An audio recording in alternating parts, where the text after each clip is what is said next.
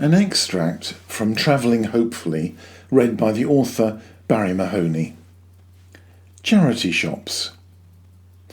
My goodness, staff working in charity shops in Devon are a picky lot. They certainly know how to stick their noses into the air and reject items offered to them.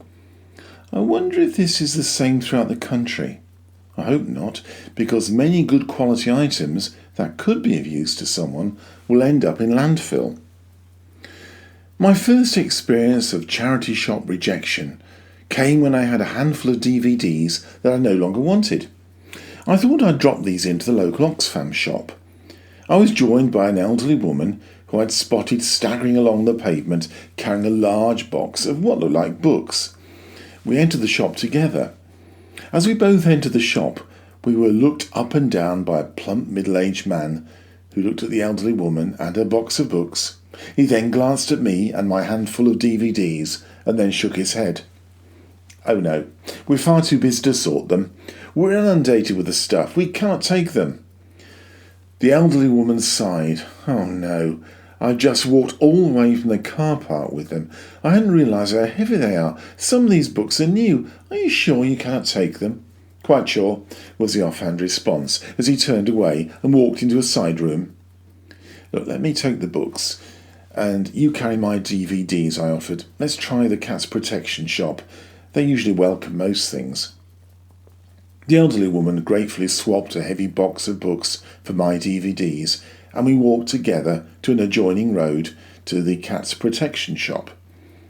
The greeting given was in complete contrast to that in the Oxfam shop, and the lady behind the counter gratefully accepted the box of books and my DVDs. She spotted one of them and put it to one side. "I'll be buying that one for myself. I was hoping that would turn up one day. It'll complete my Hardy collection," she smiled.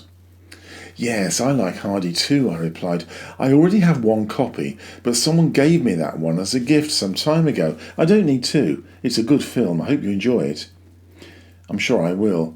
Thank you both for the books and the DVDs. They always sell well. We keep the prices low, but it all adds up and helps the cats, you know."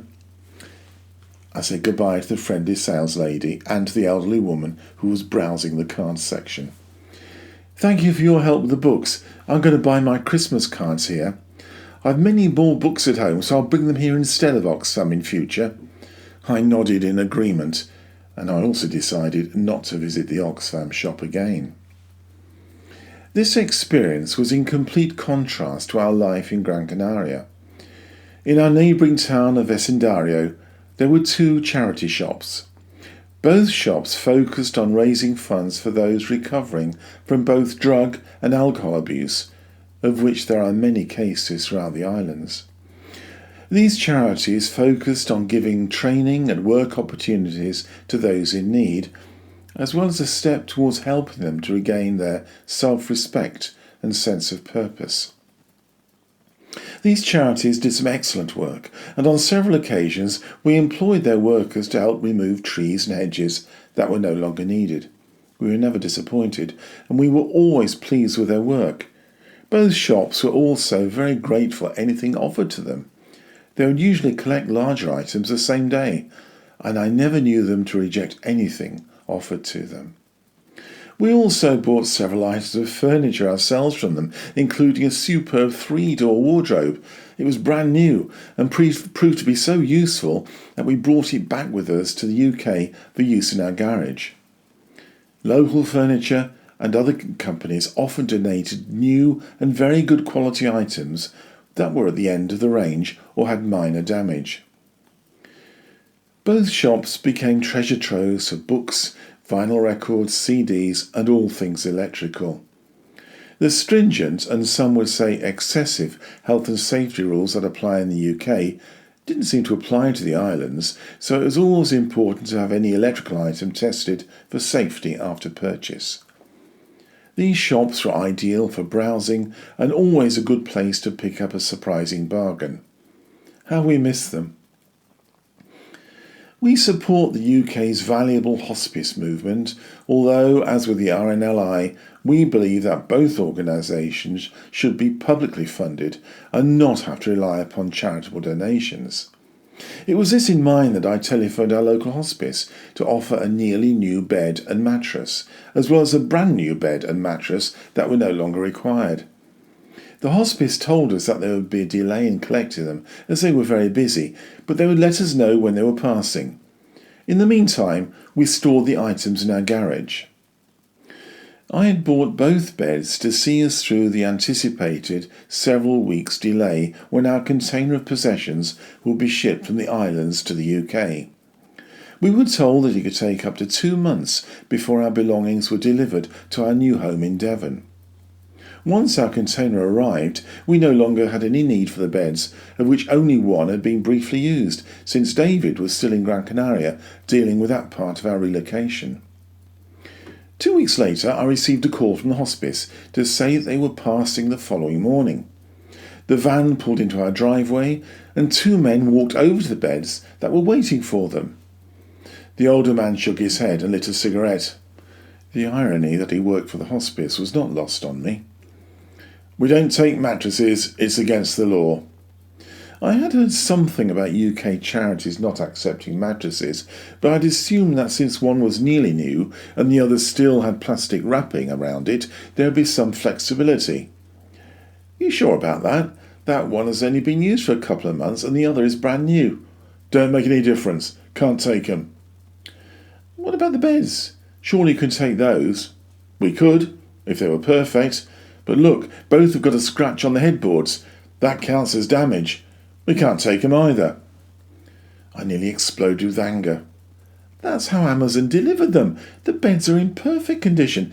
If the scratch on the headboard is such a problem, it could be covered or changed for a different one." "No, that's as may be. Still can't take 'em. That counts as damaged goods," said the older man, as both walked back to their van and drove off. Sadly, the council housing department were not at all interested either, despite the number of homeless people seeking accommodation in the area, as well as others who were desperate for household goods.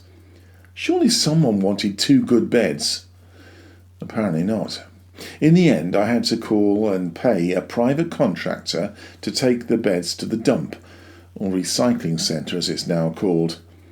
There is no wonder that fly tipping is such a problem in Devon. Not all charities operate in the same way, and I'm sure that there are others who would welcome good quality items to sell and raise money for their specific cause, although they are difficult to find. Recent examples included a small wooden display cabinet and a watch display case. Both were rejected by the Horse and Fold charity, who said they were far too busy and could I call back in the afternoon. The PDSA shop reluctantly accepted both items, but the man on the desk couldn't be bothered to speak, let alone glance at me, as he was far too busy sorting out jigsaw pieces. He merely grunted and pointed to another drawer at the rear of the shop, where a colleague accepted the items. Not even a thank you or a goodbye there. Later that day, I filled in an online collection request form for the British Heart Foundation, as I wished to donate an electric clothes dryer recently purchased from John Lewis. It was far bigger than we wanted, and I couldn't even get it in the car to take it to the shop myself. I received a rejection email, followed by a very unpleasant telephone conversation from someone who was responsible for planning collections. Excuses ranged from "we don't have a van available," "no one would buy it anyway," "we're not allowed to accept electrical heating products after Grenfell." The excuses came thick and fast, but the most annoying thing was that the woman kept talking over me. In the end, I sold it for £60 and gave the money to another charity. No, not the British Heart Foundation. I've learned my lesson. Some charity shops are clearly doing far too well and simply don't need the donations, it seems to me. Despite this, we are continually reading about poverty, homelessness, food banks in the UK.